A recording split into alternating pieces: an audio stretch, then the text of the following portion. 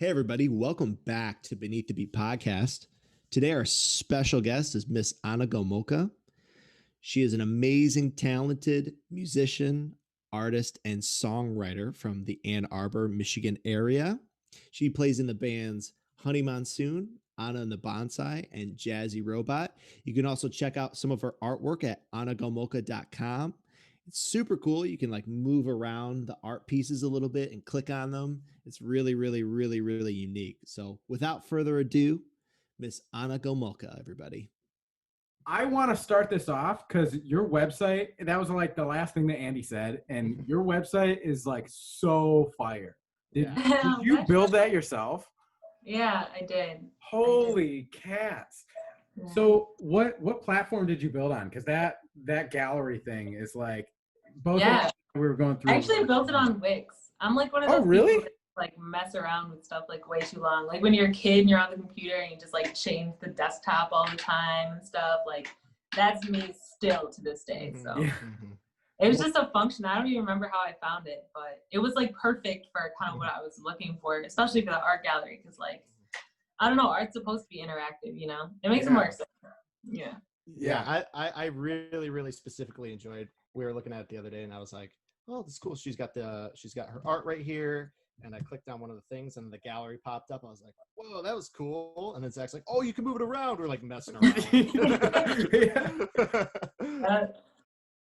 So,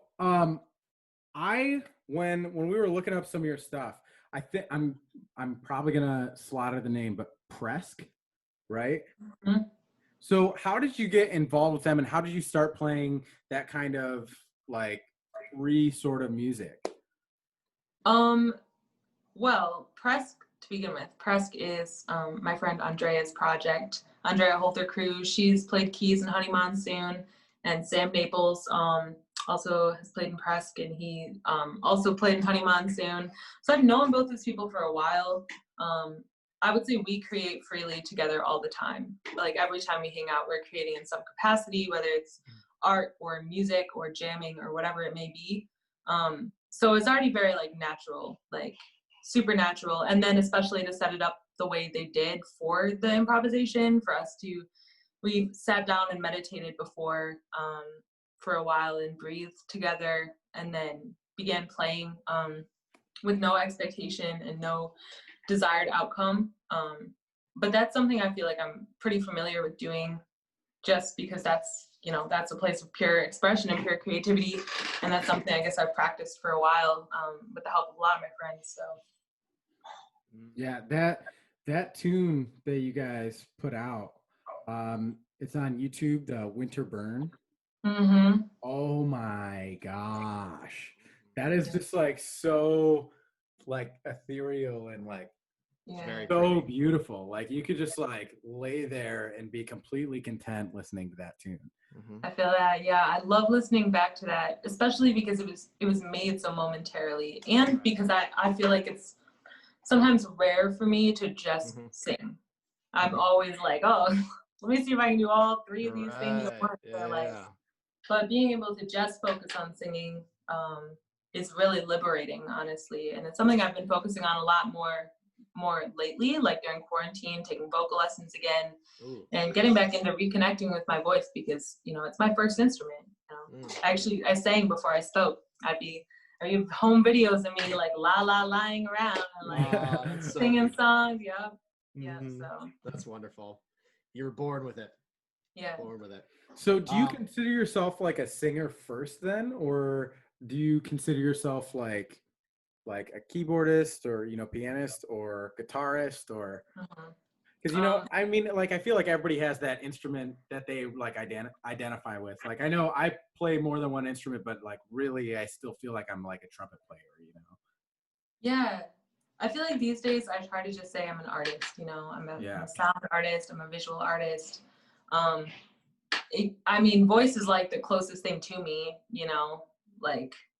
so I guess that would be my first instrument, but I began playing keys when I was probably 3 or 4. So I'd say that's maybe one of my 1.5 first instruments. Yeah. And guitar much later down the road, when I was probably 12 or 13, I picked that up. So Yeah, I'd say voice first. That's So so cool. So kind of talk us through your creative process. You mentioned something about like when you are in a room with some of your fellow artists, musicians, you focus on meditation, breathing. Could you kind of like talk us through how you go about it before you even start creating something? Like what maybe inspires you, or what is your process, if it if you even have one, or if it's just spontaneity. Yeah, I would say like creating with other people, that process is always different than creating by myself. But I'm really blessed and fortunate to just know so many like powerful, intentional artists. Taylor, Fundamental Sound Co., the drummer for Honey Monsoon, and all the Honey Monsoon people. Like it's a vibe. Like when we get together to create, it comes so naturally, but it's so comfortable. It's like it's so comfortable. And I think that's one of the most important things, to even be able to get into this space to create in the first place.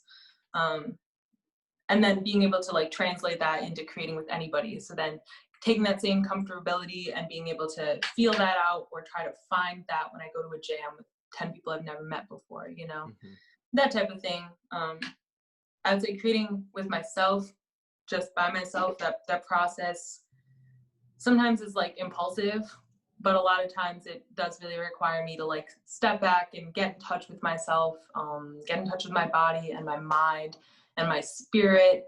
And that's when I'm really able to like fulfill whatever it is I'm trying to express. And if I don't do that, then sometimes it comes out really muddled, or like a quick voice memo that I never do something with, and I really think that comes down to not being able to really connect with myself beforehand. I know for me in particular, it's something as simple as just like lighting incense, or something like, I know when we're like working on tunes or whatever, I have my specific thing that I do that just helps me kind of get in the zone, and get my focus and calm my brain a little bit. And I think I agree with you 100%. When you're with other creative people, it's just, or with especially people that you have chemistry with, it just flows, and it's such a beautiful thing. And you come up with things that you never thought you would. Right. Yeah. Being able to build off each other. Right. Yeah. It's so beautiful. Yeah, that's something that like so my background, like as a musician, I was always like listening to music, but I never really played growing up. I always was just like an air guitar player when I was growing up, and I like always wanted to play, but I never knew really what it was or what step I should take. And I started playing trumpet, and I was just like in the classical side of things like all the time. And when I was like, I don't know, I was probably 13 or 14.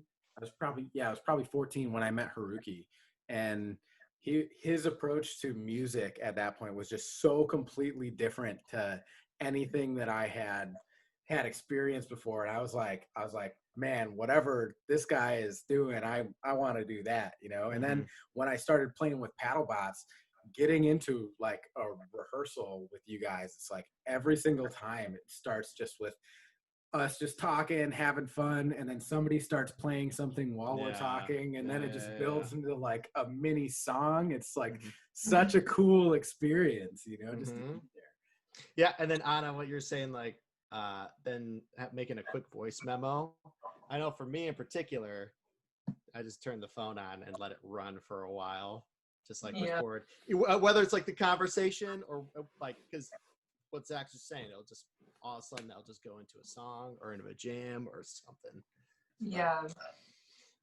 So like, does your art and your music, does your art inspire your music? Does your music inspire your art?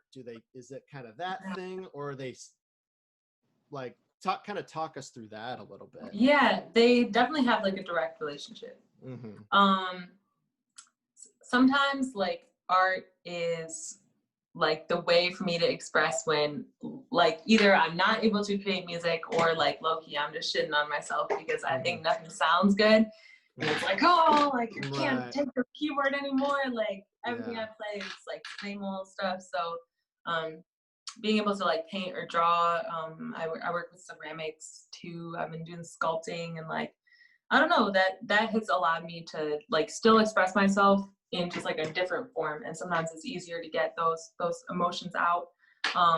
But I do practice like drawing every day because it's just something that's like therapeutic to me. And it's something I want to get better at. And so it's kind of like a daily practice for me, but I want to start doing song sketches daily. So like a piece of art and like a song, even if it's like a 30-second like quick production, like make that beat really fast, like lay something down, throw a couple vocal layers, and like call it a day. And I want to start doing that every day, just like set some time aside. But I'm really bad at like doing stuff every day. Or like getting up early and like, I'm gonna get up at 7:30 and spend 30 minutes doing this. Like, no, but I'm trying. Dude, that's like the musician struggle. I feel like all of us are night owls. We go to bed at like 4 o'clock in the morning, and then it's like, oh well, that 7 a.m.'s not too far away. Exactly. Yeah, and for everybody listening, if you check out Anna's website or her Instagram, she's got a bunch of sweet paintings on there. I'm gonna pull one up right now. Actually, we have a couple paintings, couple pieces up, and we were just wondering if you could kind of talk us through Sure. the process of each one. So this one stood out to me. I'm so happy you picked this one. And for me, I'm gonna admit I'm personally novice as far as the visual art. So I want to educate myself as well as our listeners on your process of how, like, what inspired this, maybe the style too. So maybe you would classify the style as. So this is actually a collaboration, and my friend Leo James, you can find him on Instagram too, at Loam, like LOAM, Leo James. And he, in my life in general, has been such a inspiration as far as creating with intention and just painting and making art in general. So we always have vibed together and always been able to create and to collaborate on stuff. So this actually, I went to his house. We were just like hanging out. It was just this piece of cardboard. We just started painting it, and we just spent some time probably listening to music and talking and smoking weed. And this is what came out of it. This is really like, this is like a very informal piece, you know? Informal in the sense that it wasn't like planned or like anything like that. It was just a collaborative creation. So that's so cool. Like I love how the spontaneity like translates to visual art too, you know, because that's something I'm also a novice in, which is regrettable because like both of my brothers are like visual artists. That's like what they do. And I'm like, I couldn't sketch anything. But that's so cool how it does transfer over and how you can still get such beautiful art out of that. And like, you know, like going off of what you were saying too, like what does it mean to like not be able to sketch, you know, like you can't put the pencil to the paper, or you can't like sit with yourself and like and just allow yourself to look at what's on that paper and see that as a reflection of yourself. So I think a lot of that is, you know, are you willing to just like look at your own creativity or look at yourself? Like when I was younger, I honestly made some real dark art. Like it would just be like the colors, like looking back, like the colors are just kind of like blue and gray and like bunch of like intense things and like black everywhere, like super crazily. And you know, that was just like where I was at. But because I was willing to look at myself there, I was able to create through it and express through it. So, you know, I don't think anyone's not able to draw or not able to create or sing or make art. Like we all have vocal cords, you know. It's like we all got them. Like, it's a judgment thing for sure. Yeah, and like what you just said about like how you don't think anybody is not able to create. I think that's something that like we need to get out to society. That it's like, no, you can do this. Like your definition of good is like it's It's purely irrelevant. subjective. Yeah, Yeah. like it does not matter good or bad. It's the fact that you're creating. Because like, guess what? Some of the stuff that you create, you won't necessarily like all of it. That's fine and that's normal. But you just keep doing it, and it's freeing, you know. As well as like the purpose of art before it was colonized, you know, like we consider art now as like fine art. Like we have a hard definition of what fine art is and what can go in a museum. But that's totally like such a European way of thinking. And you know, I've learned a lot, especially from my friend Olayami Dabbles at Dabbles African Bead Gallery and Museum on Grand River and Grand Boulevard. Like, art is a cultural material, you know, that's how my ancestors used it, and it's supposed to be something that triggers you and helps you remember something from this 10,000 year lineage you have that you've forgotten, something in yourself, you know. So remembering like that's the purpose, I think, like really expands our thinking when it comes to creativity. Yeah. Wow. That's like, that's some deep stuff, especially because like that seriously, that runs like colonization runs through like every form right now, you know. Like you think, even when I think about the way that I was brought up in music, like you know, like I'm Moroccan. Did I ever hear any Moroccan music coming from anywhere except from my dad? Yeah, what the heck? You know, like and it's just so crazy, you know. So this brings us to a topic that I really wanted to talk to you about. So did you ever, growing up, being a mixed kid, this is something I really identify with. Did you growing up ever feel like you were split between the two cultures that you are? And how, if so, how did that feeling affect your art? Yeah, I think that though, like, yeah, I grew up in like an interesting household. I was like homeschooled for a long time. It was very interesting childhood, to say the least. I, you know, looking back now, like I think in some ways it was maybe racially divisive, unintentionally or not unintentionally. But I think all of those feelings of having to figure out who I am, and I think that it's a thing a lot of mixed people probably feel and experience, is like, what is there, am I supposed to be on a side? Is there supposed to be like, am I black enough? Am I like white enough? Like, I don't know. Like, so I think that, you know, as I've grown older, like it really just comes down to knowing myself. Like if I'm sure of myself, then like, you know, it doesn't really matter. Like I can't really be moved like that, you know. But I do think that self-discovery has definitely like promoted my creativity, and especially when I was younger, like I spent a lot of time alone. I've always been like a thinker, like a deep thinker, so being able to like organize and like process and channel those feelings, especially in self-identity, definitely helped a lot, you know. Yeah, like, well, you saying that, I feel like I can hear that in your music, because you are somebody who I listen to, and one of the things I admire about your music so much is that you are so like fearless. Like you go for it every time. It's like, it's amazing to hear. Like seriously, I am so inspired whenever I hear you do that. So I mean, and that's also something I feel like I really relate to with, like, my parents were, I grew up with my mom's white, and my dad, they got divorced when I was like a year old. And so like I was always just like visiting him. But whenever I was with him, my dad's Muslim, so I'd always go to the mosque and, you know, all that kind of stuff. But I never really felt like I belonged there. But then also when I would like hang out with like my grandma on my mom's side, one time I was like really dark. It was middle of the summer, and my grandma was like, "You look like you don't belong in the family." And I'm like, I was like, "Oh, thanks." Which she is a sweet, sweet, sweet, sweet woman, you know. But just like things like that, it's like, you know, struggling to find that identity of where are you at, you know. That's it's a beautiful thing how that can come out in art and creation, you know. Let's pull up another piece. I really enjoyed this one. Oh, cats, yeah. Wow, yes. It's been a while since I saw this, and I'm just yes. Yeah, this is a completely digital piece.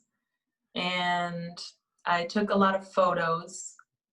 At one point I was like, I bought like a Nikon, and I was just out here like taking pictures of everything and then going in Photoshop and just like putting things together. And this came out of it. I think I remember like really taking design into account. I was reading this book called The Art of Perception. I think that's what it was called.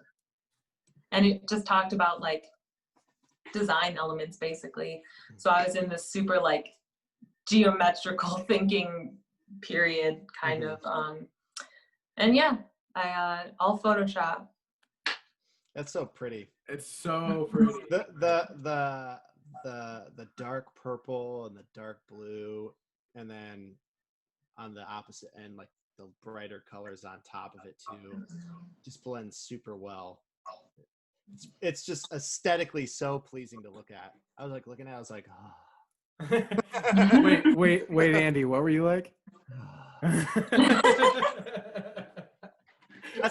That's like when you see something, especially in this color scheme and the way this is set up, where you just and this might just be me, I don't know, but you like kind of just like you feel it right here, just like calms you. You know what I mean? It calms you, and that I gotta. That's just how I feel. And it's interesting you say that though, right? Like blue, I feel like it's a very common color. Like those cool colors are definitely like that relaxing realm. In like my room now, which doubles as a partial studio, I have like a bunch of blue stuff all over like the corner where I create. But I really do think it's like blue is a magic color. See a lot out of blue. Yeah, great. Yeah. All right, we got one more too. Oh, I love this one.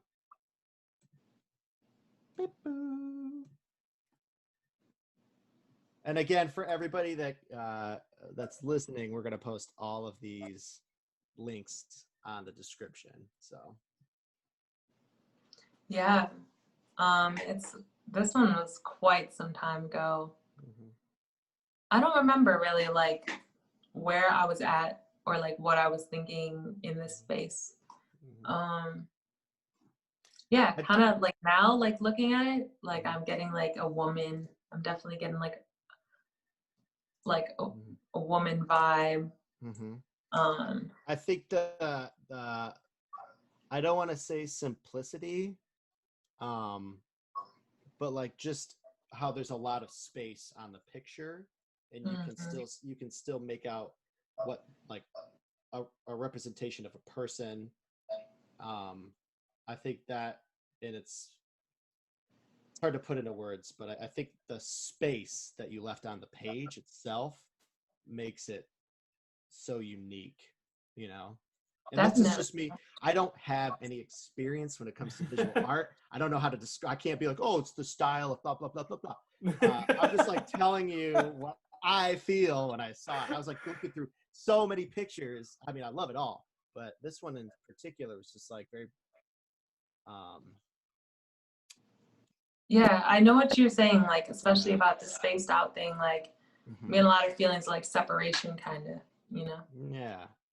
I like that. I like the color, like the black with like the dark red, and how it kind of fades in and out. And, yeah, for sure. I think it's beautiful. I think you're super talented. And I was talking to Zach about this too, and I was like, I just love her vibe, her style. I have not spoken to Anna yet, but I love her vibe. I can almost like. I could see I could see her personality, like without even talking to her, like so. Oh, that's a vibe. Well, yeah, thank you for that. you for real, you have a very heavy vibe. Like you can, through your stuff that you put out online, you can just like you can feel it. It's a good stuff. That's so interesting too, because I feel like during quarantine, I've had like a really hard time actually like putting a lot of content online. I feel like before, like in the months leading up to quarantine, I was like finally getting in a little like every day I'm posting something and like making videos every time I'm recording and like all this stuff. But I feel like especially after George Floyd died, and then like so many, I don't know, it just became harder to like put stuff out there. It also became harder to create for me at some point. Like at first I was like, oh, I'm home all the time. Like I'm just gonna jam like my way through this pandemic. But at some point it definitely like became so much harder to create and to get like inspired and like, and I think some of that is like the performance aspect of it. And I'm sure you guys can relate to this, like being like, I go to work every day and I like do all the normal things every day, but like performing, especially multiple times a week, is like, that's like an alter ego. It's like, hey, get off work and put on my superhero suit and like, yes. But like not doing that, like I really think it like affected me like more than I really thought that it would. Oh my God, yes. I feel that 110%. I always say like the live performing thing is the part that like feeds your soul. Like for me, it feeds my soul. It's like I get done with a performance. It's like, I'm relaxed. I feel calm. I feel full. You know what I mean? I feel more me than I ever feel. Yeah. So having that part of being an artist, being a musician kind of taken away, it totally takes away from it. It can cause a damper in the creativity and the creative process. Yeah. And I think in like, not like self-image, but like self-esteem too, kind of, you know, I feel like some of that, like who am I again? Yeah. It's one thing to do like a concert that people are doing now where it's social distanced, but there's nothing like the party where everybody's like together and having a good time. You know, I think providing those live opportunities is still important. It just doesn't feed my soul the same way as you know. So. Yeah, well, I feel like, I know for me, it feels like there's like a lot that's gone into that feeling. You know what I mean? It's because it's not just like, oh, there's a pandemic. Every time I leave my house, like I'm afraid that someone's like gonna give me this COVID, and then I'm gonna pass down to my parents, and then I'm gonna kill one of my parents. Oh my God, you know, like there's that, and then there's obviously this like wave of protests that have needed to happen that are happening, and then there's a major economic crisis. You know, there's so many things. It's just such a heavy time, you know, to exist, because like among all of these other things that are happening, it's like, oh yeah, you can't go and see anyone. Yeah, right. You can't go and hang out with your friends, you know. It's like such a crazy thing. So I totally relate to that. Haruki would probably be mad at me if he ever listens to me say this, but like there was like a number of weeks where I like didn't play at all, because I just like every time I picked up my instrument I would try and it just didn't feel right, and I was like, nah, like that's one thing. I was talking about it, I think last week with Miguel, talking about how like one of the most important things that I've learned becoming who I am as a musician is to always have intention when I play.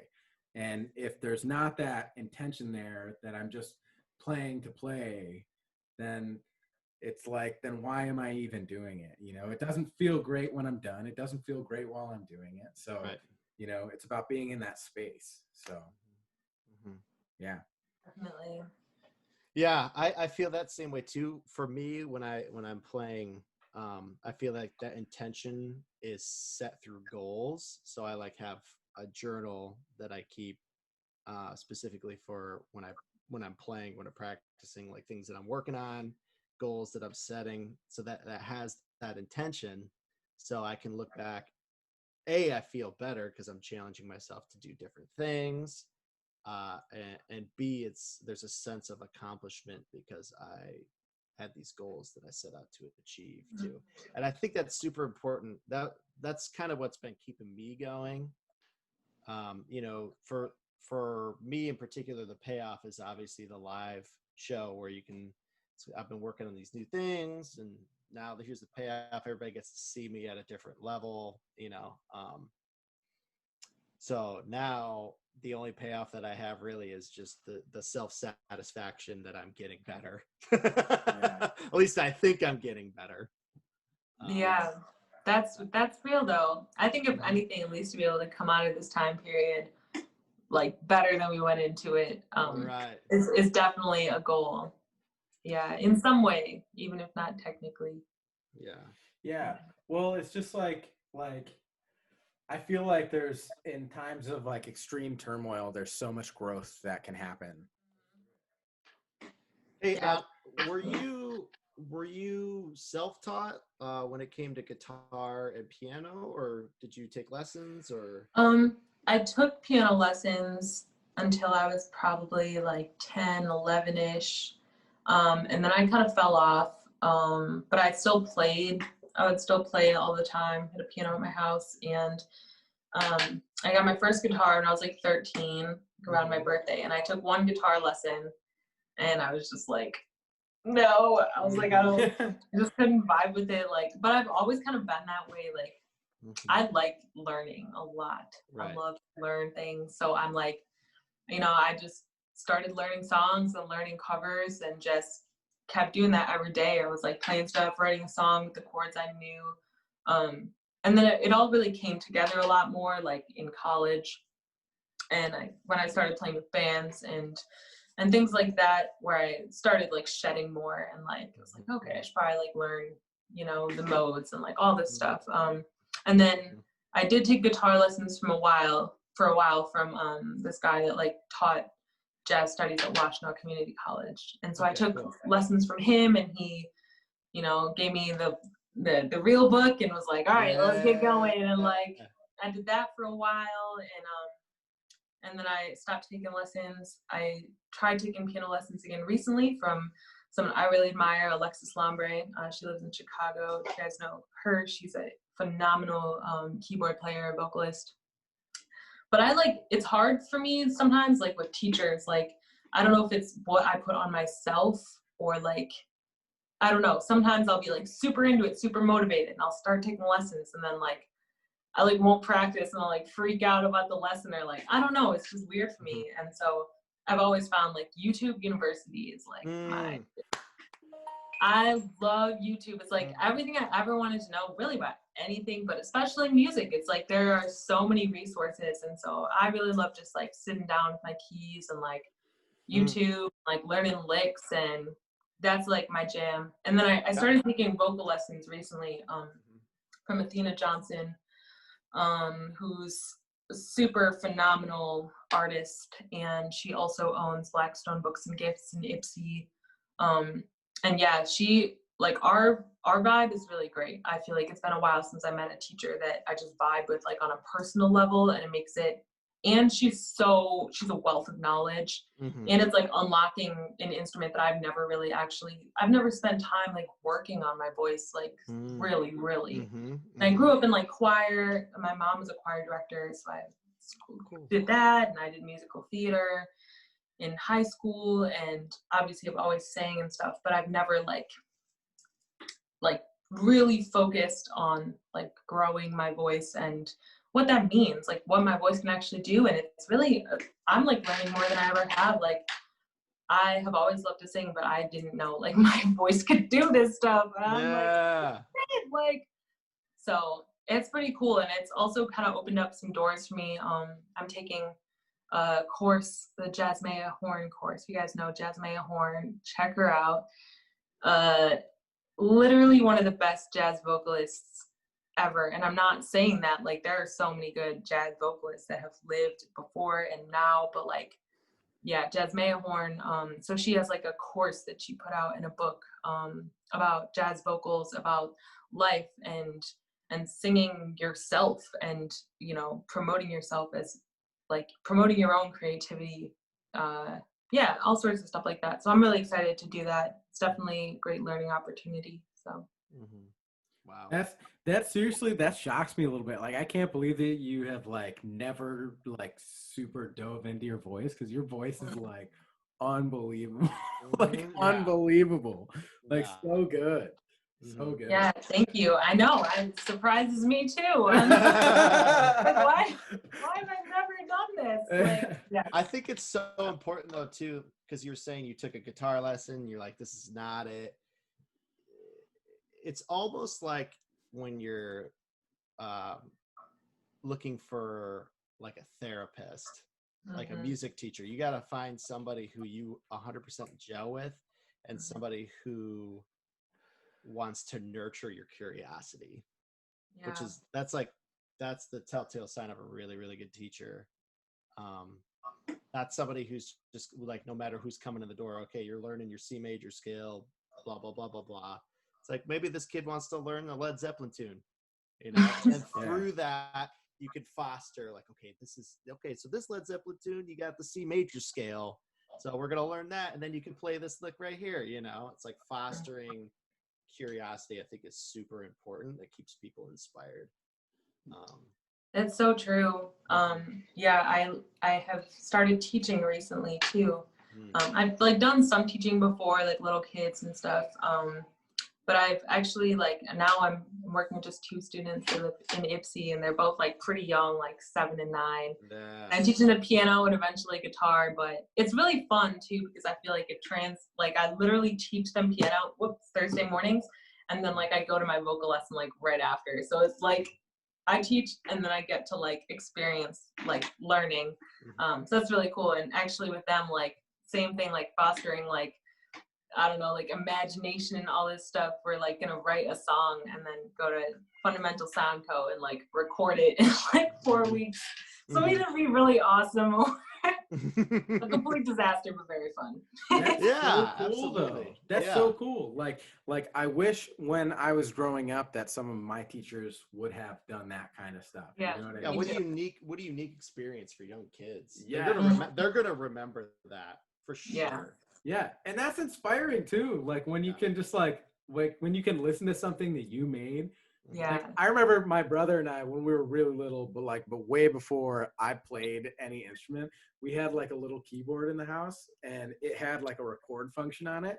So we would like sit there, and we would like try and play stuff, and we'd listen back, and no matter how bad it was, we were all like, yeah, dude. You know, like that stuff is so cool. Yeah. Wow, that sparks a lot of memories for me too. I remember me and my brother, because my brother played guitar. We had it was a Windows 98 computer with Cakewalk, like the original version of Cakewalk on it. We had all the microphone cables going from my parents' office, because that's where it was, into my brother's room, which was like, I don't know, 15, 20 feet through the door. And we had like these really terrible mics just like hanging up, and we like recorded together. We're like recording like Rush covers, and we think we're so cool. I mean, that is cool. We like listen back. We're like, this is so awesome. I would love to track those. That like, if those recordings were anywhere, I would love to just sit and listen to those and be like, wow. It's so true. Like going back like that is so powerful. Like I recorded my first songs just in a voice memo on my iPod Touch that my parents didn't know I had. It's like literally like, and I wrote my very first songs on there and like recorded it, like me and my guitar. And I actually went back last summer or last winter, and I made like a time capsule album. And so I went back and I found those super old recordings. I had like notebooks of like songs, and some of them I had like some recordings for, and some I didn't at all. So I literally went back and like played those songs I played when I was like 14 and like recorded them, because I think it's so important to like have that. Like I want my grandchildren to be able to listen to that and be like, oh yeah, when she was my age, like she was writing this, you know, like I think it's so important, especially like in a digital age. Like I have so many tracks even on my computer now that it's like, I don't remember what all these Logic files are. Yeah. Like I don't even know what these sound like. Like, so I think it's important to like have that, like, I don't know, that to pass down, you know. It's archaic. Yeah, it lives beyond you, you know. It's like your great gang, if they're well preserved, it's like your great grandchildren be like, hey, this is You know, your It all comes grandma down to when this SanDisk USB. they're like, what is this technology? How do we even like get this? How do we get the stuff from here? How do we even do that? Everything is just telepathic now. Yeah, that's like, yeah. I remember also where I took drum lessons, my first drum lessons. Every year they would put whoever signed up for it, they'd put you in a small little group. You do a cover of a song, like in a little band. You'd rehearse like 2 or 3 times, and then do a performance. It'd be like we'd have like a full concert. That for me sold it. I think I was like 10 or 11, and I was really starting to get into music and really enjoying myself. And then we had that live performance, and that sold it for me. That was it. After that, it was like, okay, I'm doing this. This is what I'm doing for the rest of my life. It's like something that small. Yeah, boom, that defining moment. Yeah. The defining moment in your life. It just sparks. Just sets you on the new trajectory, which is so wonderful. Yeah, it's so weird. I feel like for me personally, my like journey as a musician has been so just weird. Like so many weird paths have taken me to this place where I like now feel comfortable, you know? Like I remember being like a little kid when they used to play like the orchestras on TV. And I would just like watch the orchestras and I'd try to figure out what the conductor was doing. And I was like, he must be drawing the notes. so like from there to like, I'm gonna play trumpet. And I started playing trumpet, and still I was like into it. I was like playing music. I was like, this is sweet, but it wasn't like, yeah, I'll do this for forever. I was still like, man, I gotta try and make money somehow. And then I started doing marching band.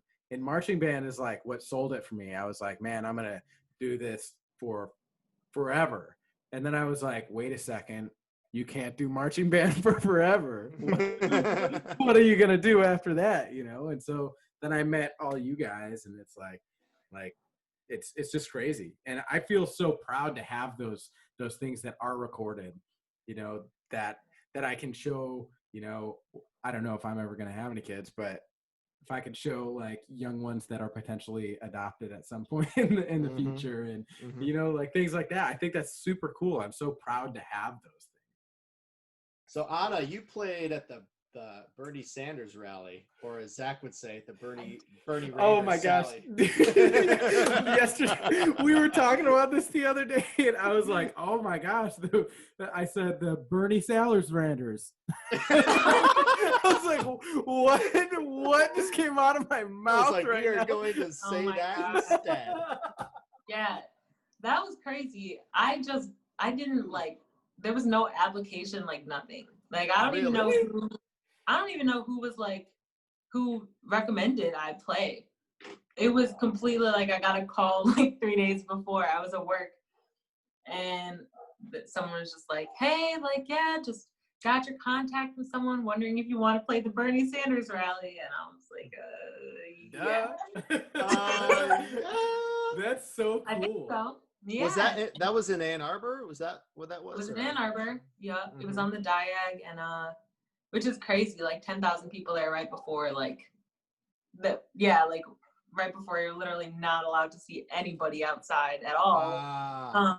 Wow. But yeah, it was super cool. Definitely like the largest show I've played by myself. Like just completely like no one else there, just me. Like yeah, and I had been there. I don't remember if Honey Monsoon played Hash Bash. I don't think we played in 2020, but definitely in 2019 and 2018. We played at Hash Bash. So being on the Diag, like with all those people and with the band is like one thing, but it was definitely like a moment of like, oh wow, like what am I gonna play? And especially like how am I going to have like a positive impact, you know, especially when, you know, everyone's literally coming together for a change. Like we all want to see, you know, this idiot voted out of office, and like it's like I feel like so many people were really, I don't know, in like a positive space, and I wanted to like contribute to that momentum in some way. So it was a really, really great opportunity. It was awesome. It was super cool. Yeah, and you also slayed it. We were watching the video. Thanks. Yeah, and that was like that was going to be my next question too. Is like, did you audition? Was it an invite? But it was just somebody contacted you that said, Yeah. "Hey, we have." Do you know how they got your contact info? Literally no idea. Like, I don't know.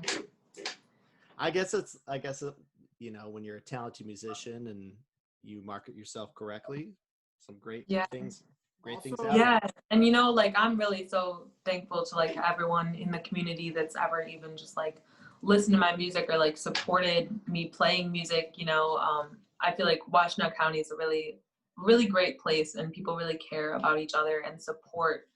They support like the local things and things that matter. So yeah, definitely very grateful. I feel that same way about Grand Rapids too. I think Grand Rapids has a very, very supportive music community. They support, especially the local acts with the local news station that they have. I can't remember the name of it off the top of my head, but they played our music. You know, when you go to when you play a show there, all the same people from all these different groups come out. I think it's so. I think for any music community to thrive, there has to be some support, you know, through like you play with this one band and then they go play another show. You go check their show out and you see another band and they go see your show and then it just like kind of builds off itself. I think it's important. And that's so cool. I'm not super familiar, like Washtenaw, is that like Ypsilanti? It's Ypsi in Ann Arbor. Yeah. Okay. Yeah. Which is actually where like I feel like a lot of my musical development really happened. Like I moved to Ypsi to go to Eastern, and then I stopped going to Eastern and make music and art. You know, like one of the best choices I ever really made. I think like it fit for me, it worked for me, and like so and like I said, that community there just like, you know, I'd be out playing my guitar every day somewhere and meeting other people and singing with some stranger. Like it was really special.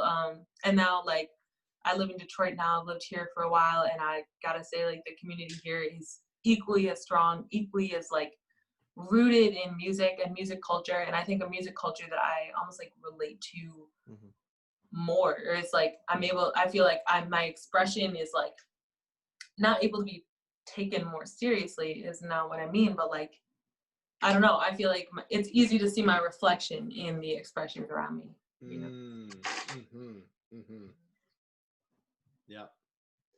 Yeah, Detroit in particular, there's so much deep rooted. I mean, obviously with Motown, but there's just so much talent that's coming from Detroit, and people know good music. Yeah. Here specifically, definitely. People support when they hear something, when they hear talent, they know it. It's that type of ear is definitely deep rooted in this community. We got a couple clips that we want to play of you playing, so we're gonna play those. Okay. So we like we said, we've been fans for a while. So these are some of our favorite videos. I'm ready. This video right here is wonderful.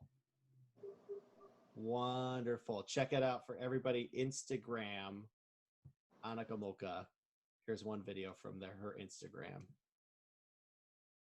This love is a light that no one else can see.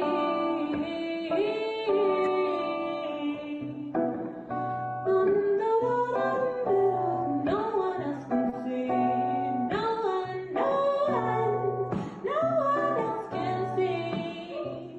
No, no, no, no, no, no, no, no, no. And this love's for nobody but you and me. Dude. That's pretty. Holy cats, Batman. Like that's Zach's catchphrase. I guess it is. It's just like that's what comes out when I'm pretty much speechless. Beautiful. What are some of your biggest musical inspirations? I maybe I'll ask that. What are some music, some people you've been listening to lately? I think that like right now I've been listening to that Jill Scott Live album, the Jill Scott Live 826. I'm listening to that. I'm listening to, I'm really blanking right now. I'm listening to that new Nas album that just came out. That's some gold. Yeah, I feel like I listen to so much music all the time. I listen to music all day, every day, basically. Christian Scott Altunde. Yeah. To him. Yeah. As you can tell, for the people that are listening, I'm currently writing all of this down.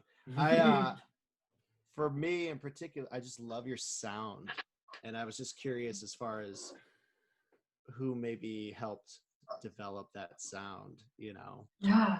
I mean, like, because I think it's gorgeous, and I want to know more. It's developed, right? Like, and I think it's going to keep changing and keep like developing. I started out, like, I used to listen to so much stuff. I mean, but I guess playing like guitar, I listened to a lot, like, not more Americana, but more like acoustic style stuff, you know, India Ari, like more acoustic music. And then I started listening to more like fusion. I went into like a deep like jazz fusion phase, where I was listening to like Passport, and I'm listening to the Crusaders and like a lot of Joni Mitchell. Oh wow! And that was like Honey Monsoon times, a lot of fusion. But also like I've always loved R&B. I've always loved hip hop. Like I'm always listening to those too, and to like, you know, so much.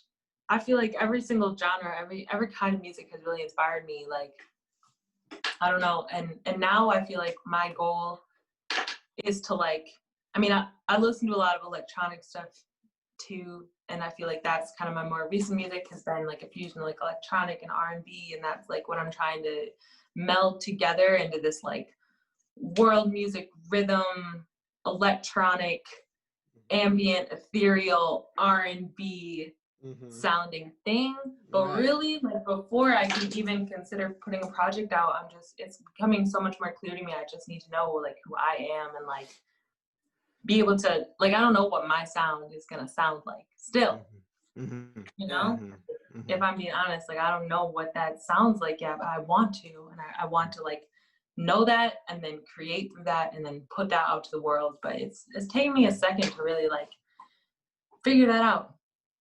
Yeah, well, I mean, I think that's like, it's such a universal thing, and that's something that I feel like societally we don't necessarily listen to music in that evolutionary way, you know, where like a lot of times I feel like people will hear one album or even one song and then say, oh, this is what this person sounds like. And like in reality, they're like 20 years old. And it's like you're going to live for so many more years. It's only natural that your music should change and evolve with you. Like, I think that's a beautiful thing. Because I know where I'm at with my sound right now.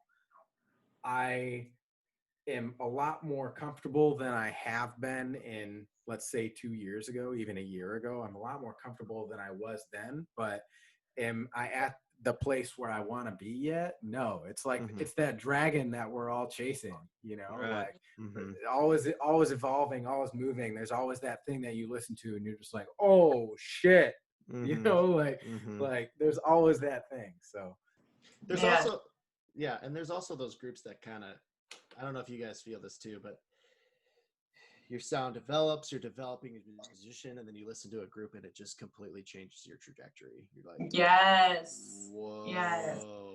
There's a couple groups that did that for me. I know when I was young, I listened to a lot of rock, a lot of progressive rock, and then I started listening to Dave Matthews Band, and that set me.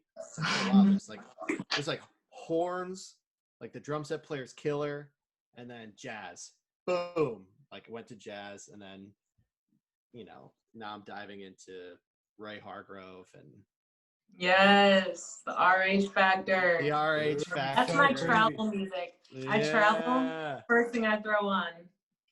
The old Yes. RH I factor. consider it such a treat to have seen them at Detroit Jazz Festival a couple Yeah, I years saw ago. a couple Yes, years That dude. was Yes. that was so Yeah. crazy. Definitely. I saw Roy. I didn't get a chance to see RH Factor, but I saw Roy play with some orchestra. Yeah, it was the Roy Hargrove Quintet with like some of the DSO strings, I think. Yeah, Mm. that was yeah, awesome. that was the night before. Mm-hmm. Yeah. Killer. RH Factor though, that like blew my fucking face off. I was just sitting there like, holy balls, like this is crazy, like absolute madness. Like it was wild. And that's somebody like Roy's somebody who I don't know. The first time I heard of Roy Hargrove, I think I had been playing trumpet for like a year, so I don't know. I was like 14 years old, something like that, and like I started listening to Roy then, and at that point I wasn't super into jazz, but I still knew that I like really liked Roy, you know. And then going through college, I started listening to more Roy. I started listening to Lee Morgan, you know, Clifford Brown, like all these dudes. And then when I actually got to see Roy, I was like, whoa, dude, like this is just seeing him walk across the, like even before he played, when he walked across stage and, you know, he sat down on his stool, I was like, holy shit, that's Roy Hargrove. Like that's the dude. That's the dude. And Jazz Fest is like so many of those experiences lined up in a row. Straight up, like I know, like even virtual this year, it's like not gonna be the same. It's like just being able to be like, oh, that's Stanley Clark. Mm-hmm. Yeah. There's Stanley Clark. There's Pat Metheny. Like, no big deal. Yeah. So I wanted to ask, now that we're on this topic, I was like not even sure if this was gonna come up, but what was it like seeing Esperanza Spalding? I saw a clip on your Instagram. Yo, yeah, I've seen Esperanza a couple times. Oh, Man, yeah? I would love to just like, collaborate. And someday, I feel like that'd be so fun. But the 12 Little Spells tour, that was wild. That was really my partner at the time took me to that for a Christmas present. We drove to Chicago, and it was at the Vic Theater, pretty sure. Yeah. And like the set, the lights, like I was surprised. Like a lot of it, she honestly didn't like play bass. Like she picked up and played bass at the end, but she sang and she like performed. You know, That's it was 12 Little Spells is wild. It's interesting too because like I was learning so much about energy healing at the time, you know, and I was beginning to get Reiki from a woman I know and all of these things. And then for Esperanza to drop something that literally is based off of the healing power of Reiki and channeling that energy and connecting with the body in such an intentional way, like literally every single part of the body, like it's just so creative. So it was a really awesome show. I feel like for me, especially my favorite project of hers might be Exposure. If you heard that, that was like that 77-hour thing put together. Yeah. And that comes back full circle, like that spontaneity thing, like something about it, you know? So that definitely is like one of my favorite projects. And she did play like a song from there, or from Undeveloped, like the bonus part. She played one of those songs at that show too, but her energy is super awesome.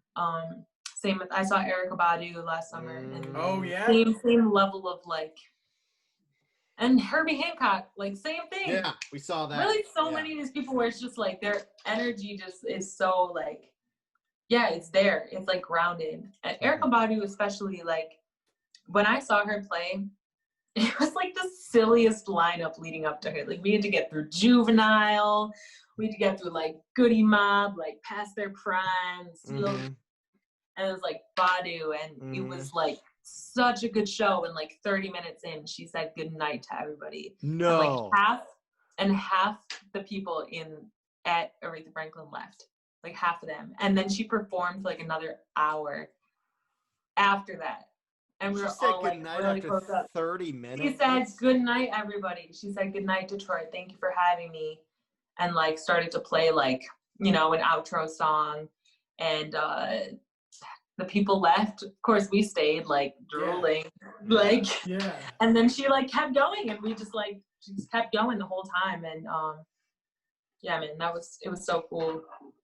Yeah, live performance. Yeah. I gotta say, because I was thinking of inspirations too, and like my mind went blank like before, which always happens. People ask like, Sorry to put you on the spot like that. Yeah, geez, it's okay. I've recovered. And people I want to mention that really inspire me a lot, especially right now.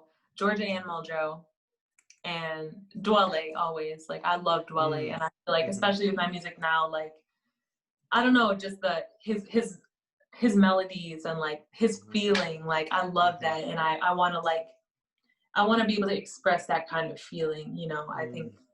Yeah, like it's such a group. But Georgia Ann Muldrow, I feel like she is like the ultimate light warrior. Okay, like she knows what the fuck is up, and she like is not afraid to put that in her music and to like express with such rawness. Like everything she does is so raw and so like her and so grounded. It's very that's the shit I'm into. Like I feel like that genuine, even in like whether it's listening to someone or anything, or talking to them, meeting a stranger, like I look for that. Like I look for that rawness and like that genuineness and also vibes like all the way, you know.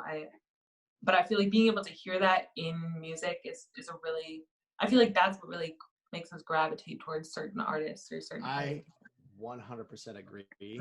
I think that also makes us gravitate towards people in general. Yeah. If you can recognize somebody who's not being genuine, there's everybody picks up on it, and I think it's amplified through music. I think if you see somebody or listen to somebody, there you could tell who is being true to themselves and who is not. And I think that's so powerful. Yeah. No, I have a list. This is why I'm so excited. I love it because I a lot of the names that you just named off. I like Passport, Crusaders. Like honestly, never heard of them. So I am going. Yeah, Passport and Passport is like super experimental, crazy saxophone jazz fusion, and Crusaders is like it's a little cheesy, but it's so fusiony that it's I don't know, like something about it. Like I was listening to so much like Steely Dan around then too. Like I just couldn't stop. I just like I needed it. Steely Dan. But just like now I have a list of new music to listen to. Yeah. And I think as musicians in particular, that's always such a refreshing thing to have happen when you're with other musicians talking about things that you're listening to, people that you're listening to, like hearing new music that you've never heard before. It's just such a I live for that because I don't know about you guys, but there's a lot of times where I feel like I get into like a music listening drought, not a drought, but like I'm like listening to the same things for a long period of time. That's just me, but like it's always refreshing to talk to other super talented artists and get their perspective on what they listen to, and then go listen to it, and then have a whole nother set of music that you didn't know was out there. That now you do. For me, that's always such an intimidating question. Like who do you listen to? Because it's always like I listen to the music that I listen to for me and nobody else, you know? And it's like when somebody's like a lot of Britney Spears. Duh. Back in the day, yeah. Dude, back in the day, yeah. Absolutely. Yeah, who didn't? Come on.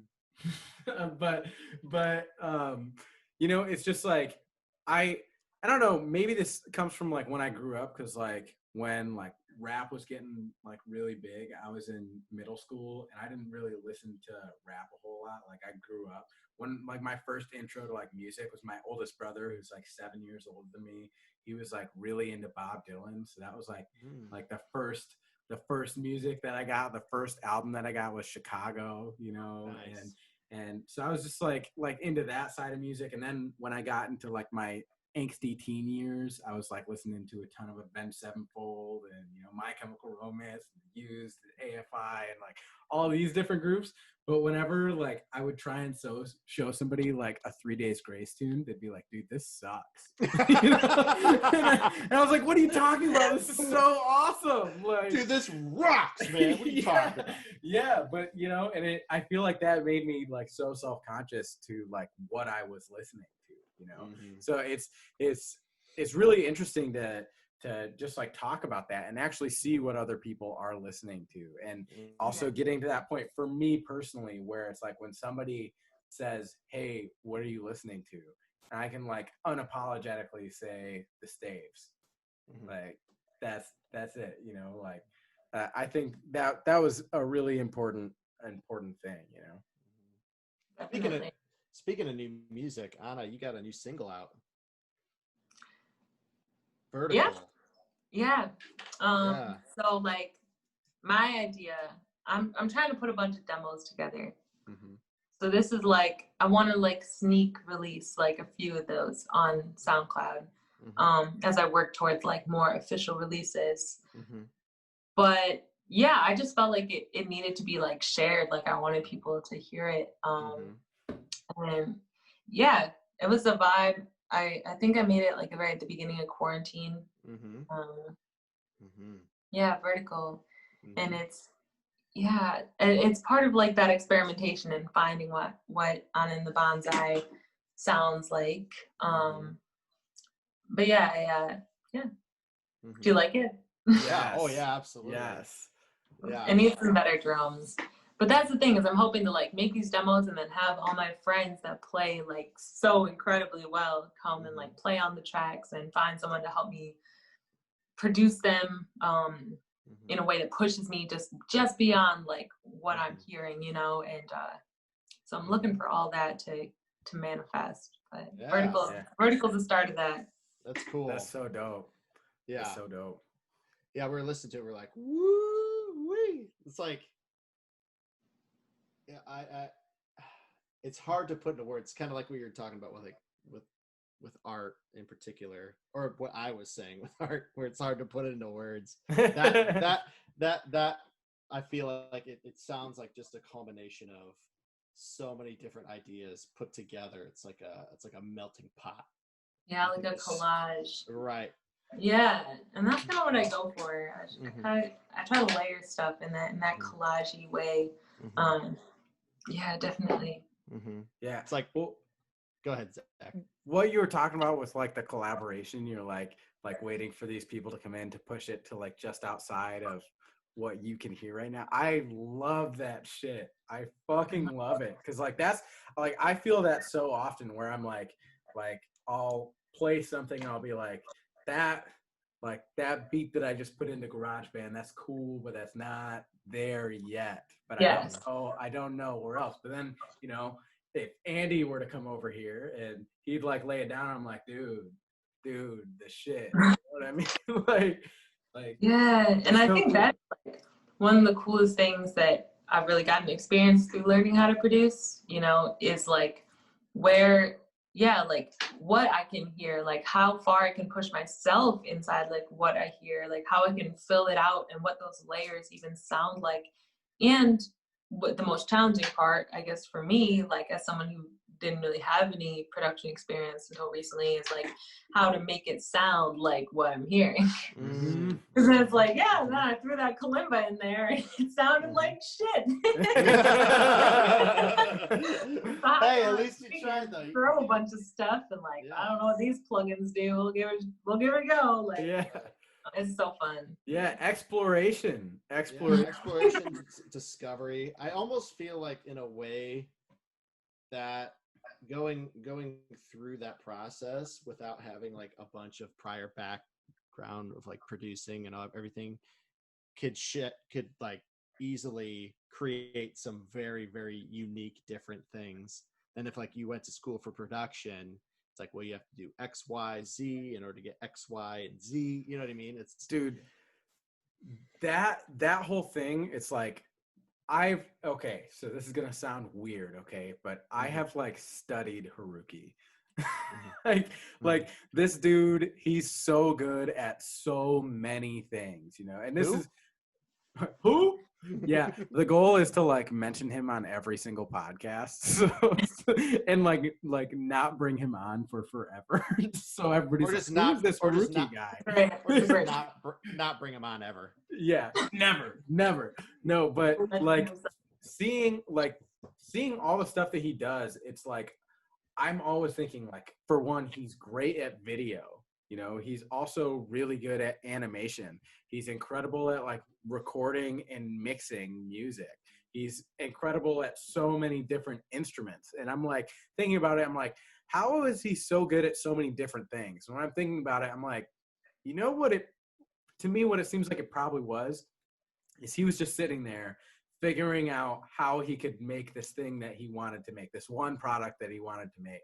And that product has so many different things that are useful in so many different ways, and that's why it seems like this dude can literally do anything. It's like, no, because he was just sitting there exploring.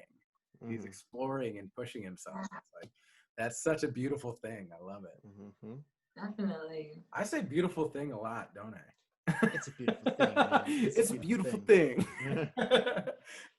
I mean, you could say the same thing about, Jacob Collier.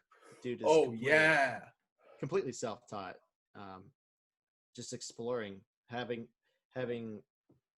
a plethora of instruments at your discretion, and figuring out how to use all the recording material, and over time, there you have it. Over time and lots of study, he's just a total fucking animal. Yeah, he's just a total monster. But it's also like, it's hard to not lose that sense of imagination and exploration. Like, like I feel like our society really forces people into like a box of like, all right, you're like, you go to college and then you get a job and now you just like 9 to 5 and like I like not even like pursue hobbies or not even like allow yourself. Like, I feel like we're really, so many people are forced into that. And I think that, being able to like hold on to that level of imagination and to be willing enough to like, to explore and to give yourself the time to do that too.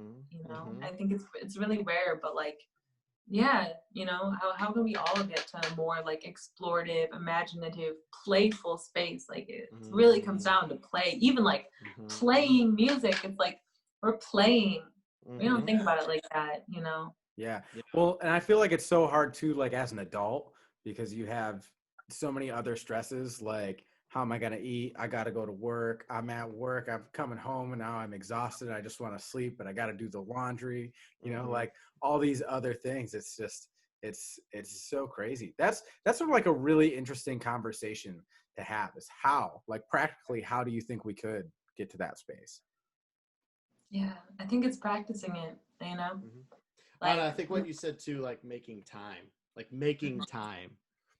for it. Making time to go to the woods, making time to try climbing a tree, making time to, for real, like, play game, like, all of that, to just come at the instrument from like a place of literally just like pure play. Like, I think there are ways that we could, we can cultivate that more.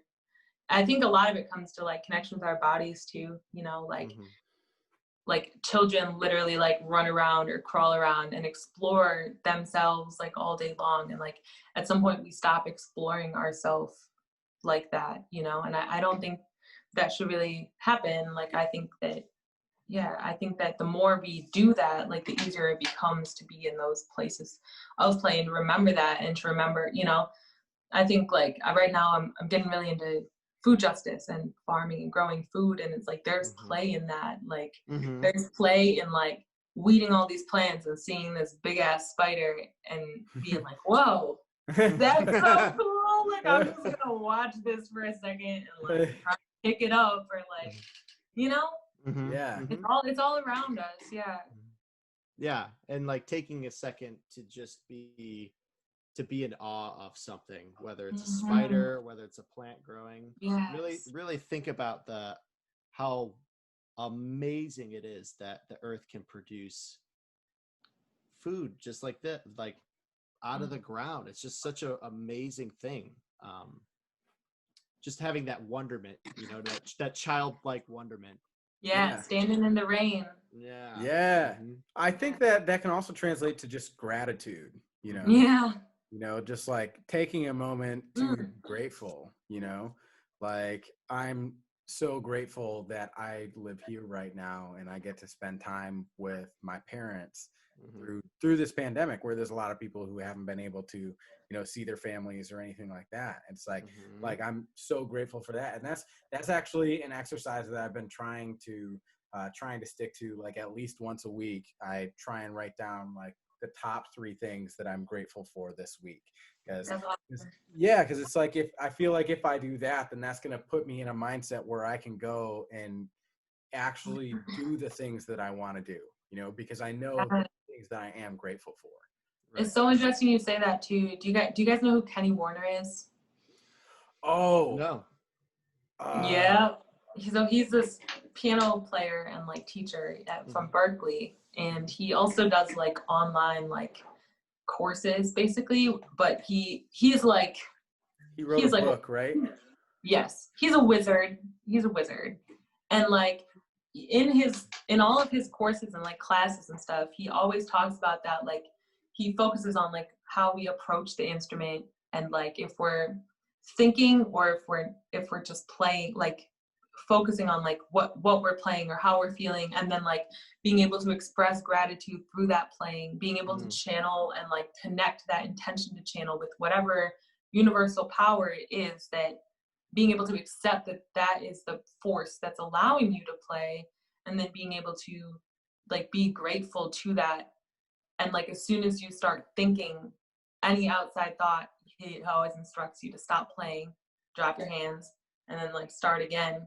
But in that space of like connectivity and especially gratitude, with the emphasis. And that's why I think it's so interesting you said that, because I think that really like ties a lot of it in, like just gratefulness for even being able to like be alive and like have fucking hands.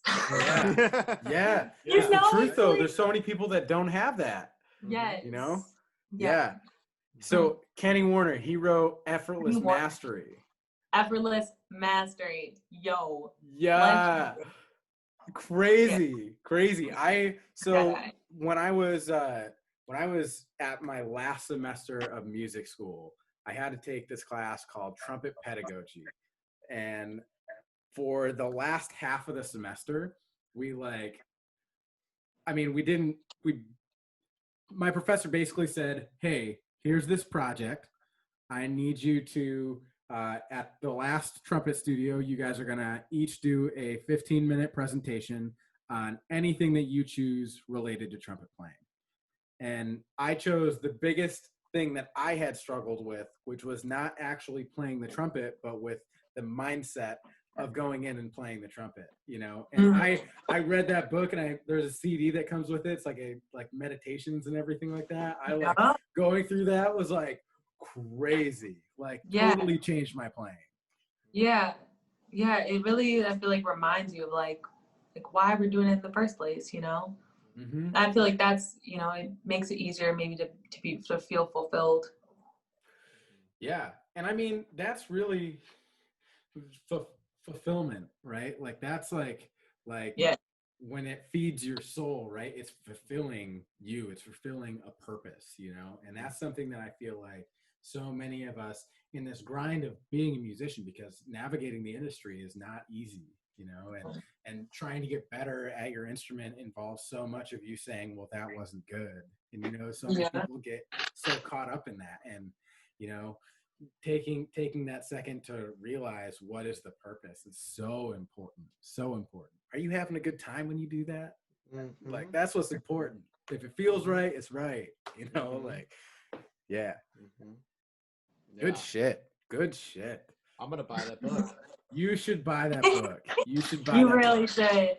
I was another book I read, Victor Wooten, The Music Lesson. Yes. That's a really eye-opening book. Like really, really eye-opening. Where he Ken Warner also has like a bi-weekly or weekly, like every Wednesday, like 7 to 9, he has like a Zoom call basically. And like he just talks to people on the Zoom call. I'll email you the link. But basically it's like recurring, and like every once in a while, like he'll call on someone to say a question or like play something, like who wants to play a lick? Mhm. And then there's like a moment of pause, and then someone like unmutes their mic and like plays for Kenny Warner, and then he like, you know, talks about it straight. But yeah, it's cool. I'll send you the link for sure. Please, that Yeah, sounds please do. awesome. That That sounds sounds so cool. Yeah. Yeah, for our listeners, yeah, Kenny Warner. You said Wednesdays, Yeah, Wednesdays 7. 7 to 9. Yeah. I found it like on his Instagram, I think. So Mhm. like the link to like, once I did the first one and joined the first one, I get an email every time it happens. So Well, cool. Anna, thank you so much for being on the podcast. This has been Woo! so much fun. yes, this has been really fun. I feel like Yeah. this was the conversation I like needed today. I'm like, Oh. I'm refueled. I'm fueled up. Likewise. Fulfilled. Thank you. Yeah. Speaking of being fulfilled, speaking of Yes, for real. having, Yeah, thank you guys. Yeah. That's So awesome. everyone, Anna Gomulka, check her out. We're gonna put all the links down in the description for anything that she is in here. You can find her on Instagram, Facebook. Check out her website. Check out her band, her music too, Honey Monsoon. Woo wee! We'll put the links to some of those YouTube videos. Thanks again, Anna. We really appreciate you for coming on. Yes, thank you guys.